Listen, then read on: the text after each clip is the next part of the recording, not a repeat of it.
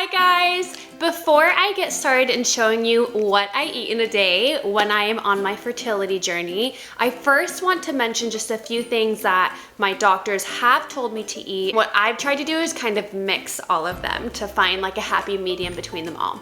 So I first was told to eat a Mediterranean diet, and this is one that I was like, oh, I lived in Italy for 3 years, like this should be easy, no problem. But when they mention a Mediterranean diet, that means to increase the amount of fish and reduce the amount of red meat that you eat. So still focusing on high protein, but consuming more fish. And they also eat a lot of legumes, nuts, seeds, fruit, veggies, etc. And of course, pasta. But with that being said, I was also told to eat low carb. So in terms of macros, I've been told to eat high in fat. So number one, fats have been the big focus of my diet lately. Then number two is protein. And then number three is carbs. They want you to be eating lower carb, not like completely low carb. A lot of women do keto during their fertility journey, which is fine. It's low carb, but it's not totally necessary. But I do want to mention in regards to fats being the number one thing you want to focus on. Of course, I think this goes without saying, but just to be safe, these should be fats from whole food sources and healthy fats. So things like avocado, salmon, nuts and seeds, olive oil, coconut oil, etc. Obviously, you want to avoid trans fats, which can be found in fried foods, packaged foods, etc. So pretty much I have been focusing on eating foods that are whole natural foods that don't come in a package or don't have a long ingredients list. The more natural, the better. Of course, I will have some granola sometimes, but I will look at the sugar, or I will have protein shakes. This would be considered a processed food, but I do still, with any of those foods that I get that come in a package, I try to ensure that they are from the best sources. So the other thing that I was told to eat is gluten-free and dairy-free. And this is an interesting one because I was told when I go to Italy, since my husband is Italian, that I don't need to eat gluten-free or dairy-free. This is always such an interesting topic to me because it's like, why? Like, what's the difference? I've always known that there is a difference, but to hear a doctor tell me that, it's just like, oh my gosh, like it confirms what I've thought all along, is that the food, how it's processed and manufactured and farmed in the United States, causes so much more inflammation in the body than that same food in Europe. And this could be an entire video on its own, so I'm not gonna get into it, but if you do have thoughts on it, I would love to hear your comments. I have brought this up before on Instagram, and I got so many DMs from you girls that said, yeah, like I am gluten intolerant and I went to Europe and I had no problem. Or I'm dairy intolerant and I had no problem eating dairy there, and it just is like, blows my mind. So there's that topic, but I will actually, one more note on it. They did say that it is more important to be gluten-free than dairy-free. So to summarize, high fats, high to moderate protein, low carb, Mediterranean diet, so balancing protein sources from all over, fish, red meat, chicken, legumes, etc. And gluten-free, dairy-free, pseudo. Try to be gluten-free and dairy-free as much as you can. I don't have celiac disease, so obviously if you do, then that's a different case. And yeah, I think that is about it. So let's get right into what I eat in a day. And at the end, I will show you some books that I've been reading to help me figure out what to eat on this journey as well. So my breakfast is going to be a protein shake, a banana, and then I have 3 Brazil nuts in here, and I have them in this because, similar to why I have a glass bottle, I'm trying to reduce exposure to plastic. So glass bottle, no Ziploc baggies. I do need to find a better solution to just nuts wrapped in a paper towel. Here are the 3 Brazil nuts. So this is a food that my doctor told me to eat for fertility because they have selenium in them, but not to eat more than 3 because it's actually dangerous, believe it or not. We are making breakfast. We just had our appointment at SCRC for the blood work and ultrasound, and now we're making our omelets. So normally we will have like either the omelet first and then a protein shake, or we'll swap it. It really doesn't matter. But as far as what we're putting in, it's going to be a spinach omelet. The doctor said to really focus on leafy greens and protein and fat. So we will be putting in the whole egg, not removing any of the egg yolk since the yolk have good fats. And Luca used this for the pan.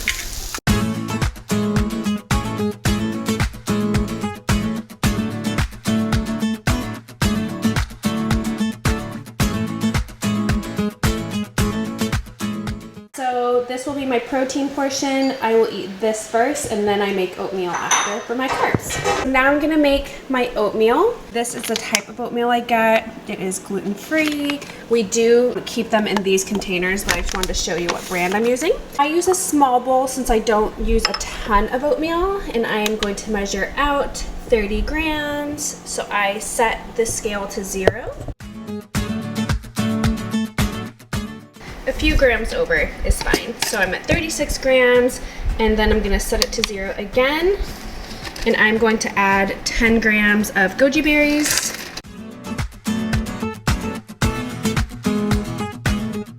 This is going to be primarily what I have in my oatmeal. I'm gonna add water, and then after I heat it up, I will add cinnamon.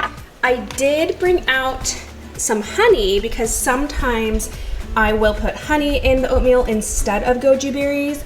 And I do prefer to choose one or the other because they both have about the same amount of carbs. I will just decide which one I want that day, either honey and oatmeal or oatmeal and goji berries. And then I'll always add cinnamon after.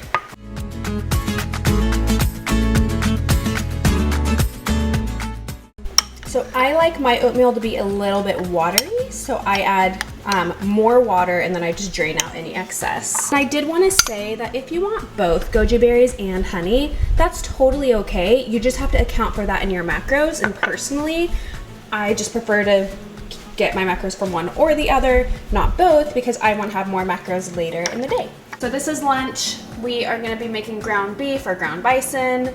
This is 90-10. We usually get either 90-10 or 85-15. So 90% lean, 10% fat. And I would say more than that is not necessary. Like more lean than that, especially because I need to get a lot of fats. Yeah, so honestly, it's because they didn't have the 85. Oh, okay. You would have gotten the 85? I would have gotten the 85, but you know, it's such a minor difference. Okay.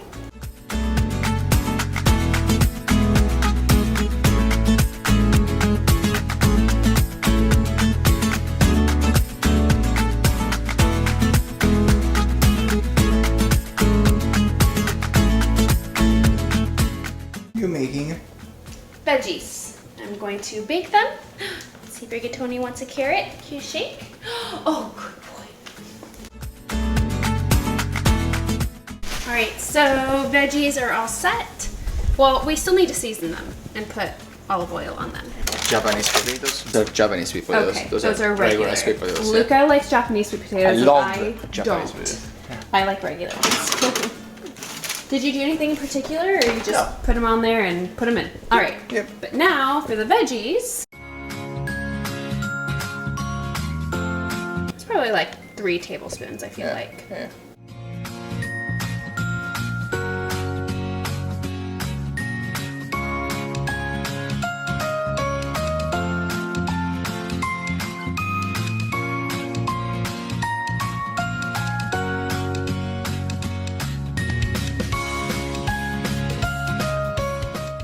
Alright guys, I'm about to make lunch, so I'm going to measure out 100 grams of beef, about 130-ish grams of rice, and then some veggies after I'm done.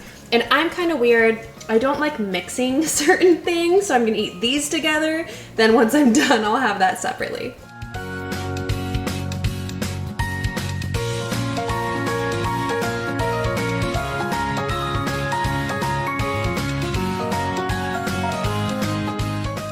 As for seasoning, the beef already has that taco seasoning, so I don't need a ton of flavor added to this. But if I do want something extra, I will add nutritional yeast. And this is an alternative to like cheese or anything dairy, since I am trying to eat dairy free. But if I really am like, come on, I need a bit of cheese, and I will have some Parmesan cheese, and then of course a little bit of pink Himalayan salt. Since the rice can get a little dry after like a few days of meal prepping it, I will add just like a capful of olive oil, and that will help with the rice. And just because I am trying to eat higher fats, you know, this helps out.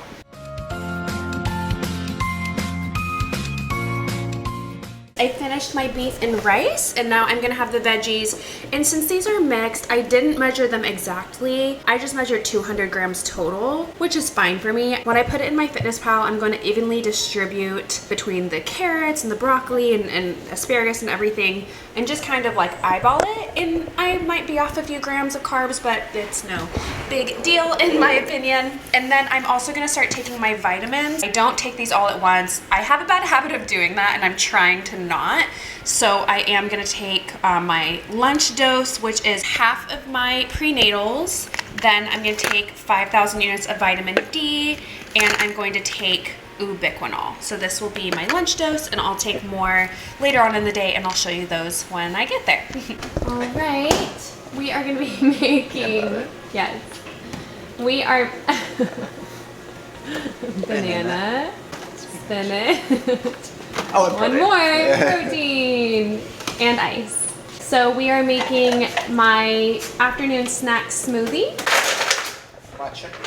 I usually measure it and do like 150 grams. You measure? I measure the ice, yes. So this is a smoothie that my doctor said specifically to incorporate some of these foods into my daily meals. And I don't like avocado, so that's why I'm gonna put it in a smoothie. I don't love spinach, so I'm putting it in a smoothie, and I'm gonna mask it with peanut butter, which are also good fats, and then protein, which I need to be eating high protein. So this is really like a super fertility smoothie.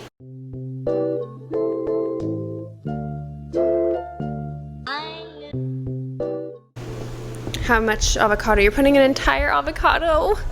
Ooh. All right, 70 grams avocado. You like avocado, so well, good for you.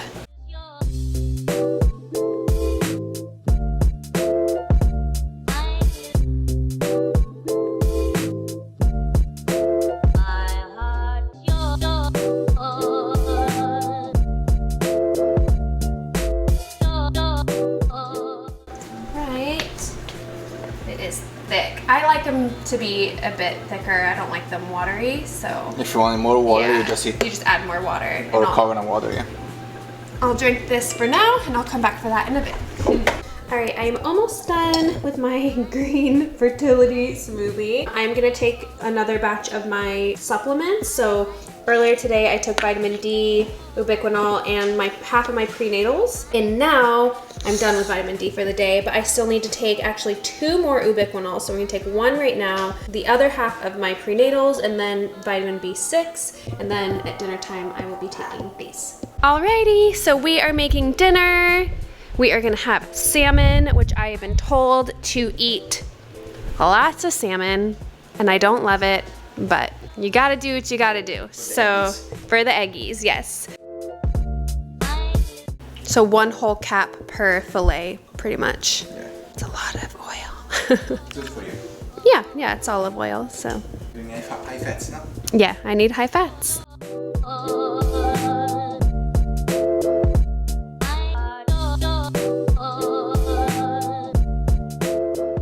We meal prepped sweet potatoes. We have rice, Beef and veggies. veggies, we have chicken also meal prepped, and salmon now. So we have all a bunch of protein and carbs, everything. Stocking up for the next few days of the retrieval. 130 grams. As I mentioned earlier today, guys, I don't like mixing things. So I'm gonna have my sweet potato and salmon on this plate. You're mixing the sweet potato and the salmon?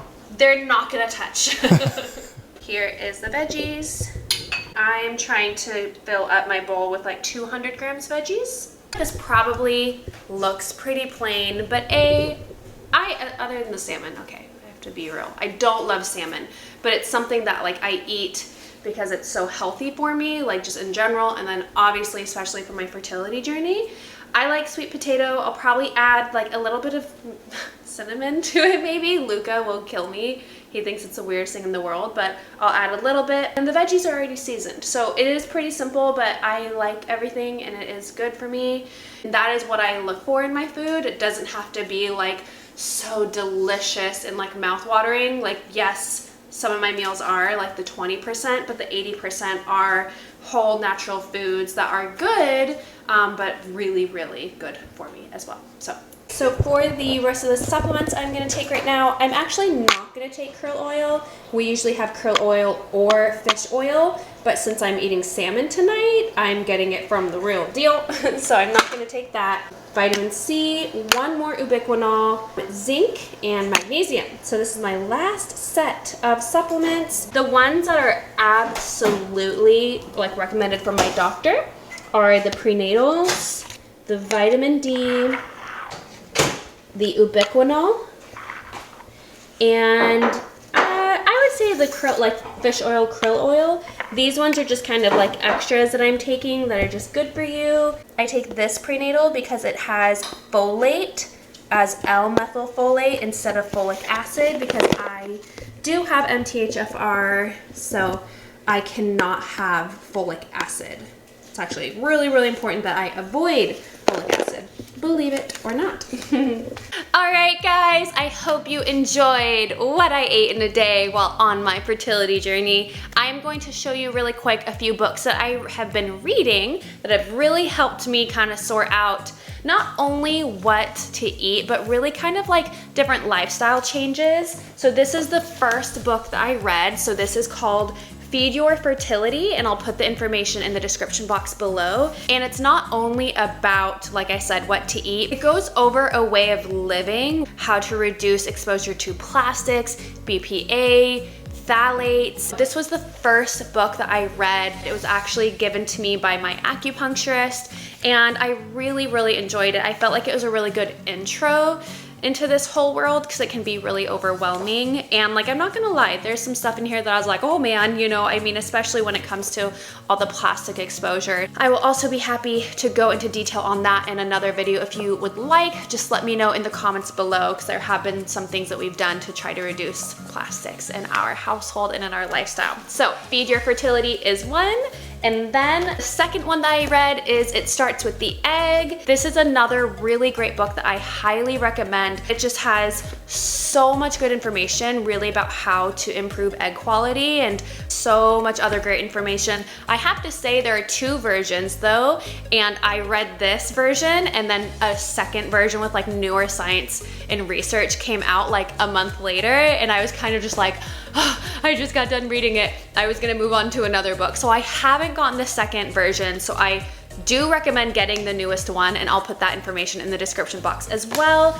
And then this third book is another one that doesn't go into detail on your diet, or actually, I can't totally say that it does or doesn't because I haven't gotten through very much of it, but it is Beyond the Pill, and I just want to show this one because I know if I don't, so many of you are gonna be like, read Beyond the Pill, because it is one of the most popular fertility books. So I am reading it. I'm getting back in the routine of my like nightly reading. One thing that I've been doing, of course, like we can talk about what we eat all day long, but if you're so stressed and constantly holding on to tension, you know, and just living a stressful life on a day-to-day basis, then that's something that is really going to harm your chances of conceiving. And like, I have to say, guys, this is not going in on the topic of just relax and it'll happen, because a lot of people said that to me and it didn't happen. So, and I actually do find myself a pretty like low stress person, but one thing that I did do to try to like, you know, calm myself more at night is I leave my phone in the living room and I read a book at night. And that's how I got through both of these in just a few months. And I'm gonna be honest, guys, like I'm not a reader type. Like I've pretty much only read the books that are required of me in high school and in college. So this is my first recreational reading that I've done, and I was actually really surprised at how much I enjoyed it and how quickly I got through these. I need to get back to my nightly routine with this one, but I did want to show it so that you guys that are big fans of Dr. Jolene Brighton know I am reading it. I do have it, and she's really great. She's even reached out to me in DMs. So I do even have a few others, but I haven't even gotten there yet. I started getting so many recommendations from a lot of you that I was like, oh, Amazon, order, order, order. And then I was like, okay, all these books arrived. And as I mentioned, I was never a big reader. And so I just had all these books in front of me and I was like, okay, like these just need to go over there for now. Let me focus on this one, and then I'll look at what else I have when I get there. So those are the books I have read read or am currently reading. And that is what I eat in a day, with a little bit of meal prep thrown in there. If you have any questions or any thoughts, if you want to share your love for this video, comment below and let me know. Or if there are any topics that you would like for me to elaborate on that I mentioned, let me know. And I will see you guys next time.